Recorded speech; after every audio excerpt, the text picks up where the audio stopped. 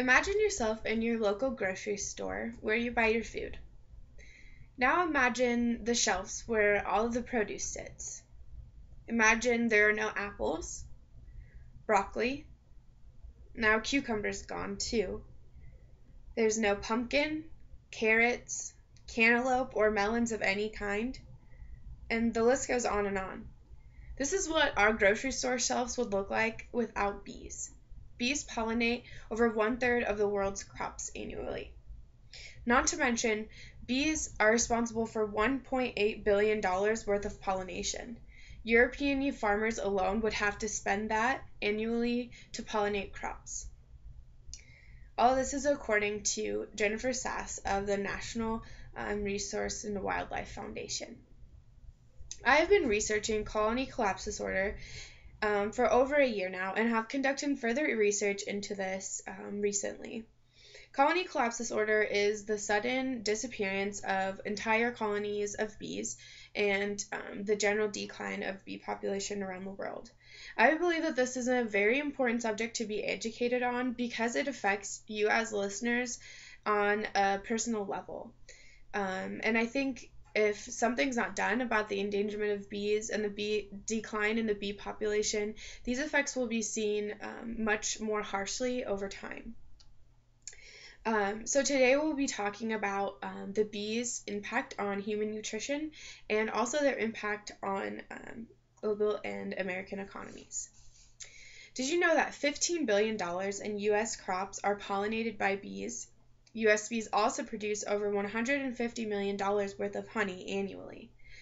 Global economic decline due to bee extinction would compute to over $5.7 billion annually. According to Sass in 2011, this would be a huge global economic disaster. So bees are not only responsible for human nutrition, but the amount of effect it has on economies would be incredible. Bees have a huge effect on human nutrition, and most people don't realize how much they actually do.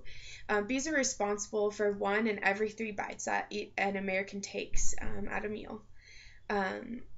Americans, although they do not do well most of the time with eating their fruits and vegetables, it's very important that they do, and it's very important that that is available to them. And bees play a huge hand in the pollination and cultivation and growing of crops, like I stated earlier, like cucumbers, broccoli, apples, carrots, etc. So it's very important that we are aware that this declination in bee population could mean harsh effects on our food supply and human nutrition.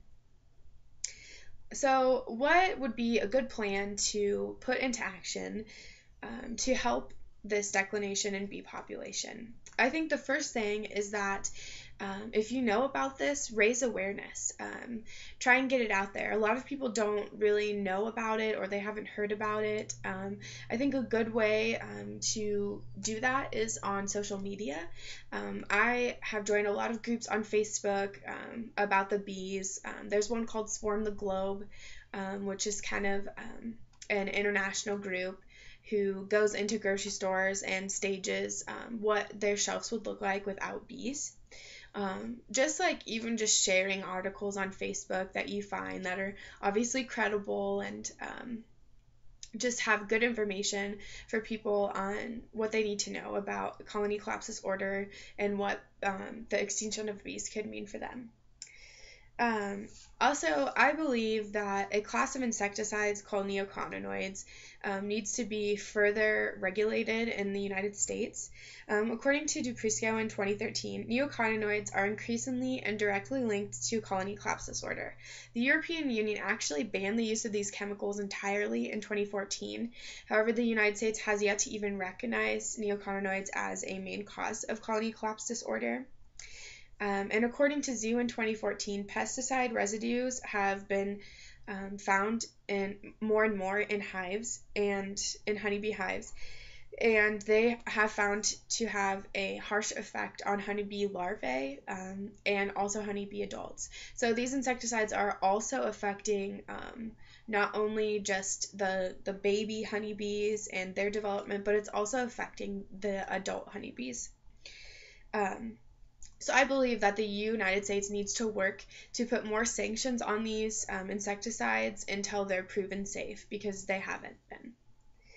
And I also think that we as Americans need to push for more research on colony collapse disorder. A lot of these neocotinoids are made by massive corporations who have a lot of money and power, and a lot of these research studies are coming out and they're quite biased. They're actually done by these companies, and these companies are saying that no, we're not linked at all to colony collapse disorder. And it's very hard to find research that's credible and viable. So I think that we as Americans need to push for more credible, reliable research from people who are completely unbiased. I think that that will be the next step that needs to be taken, so that we can find the exact cause and then work on destroying that cause to help the bees. So overall, it's obvious that bees do a lot for us. Most Americans don't realize how much bees do in their daily life. They keep your economy running. They keep the $5.8 billion California almond industry running. They keep honey industries running, and then just produce industries running. And it keeps fresh food on our tables that humans so desperately need. So I would say to you, what you can do if you would like to do something about colony collapse disorder and the declination in the bee population is to just raise awareness. Like I said before, maybe on social media, just try and raise awareness on there.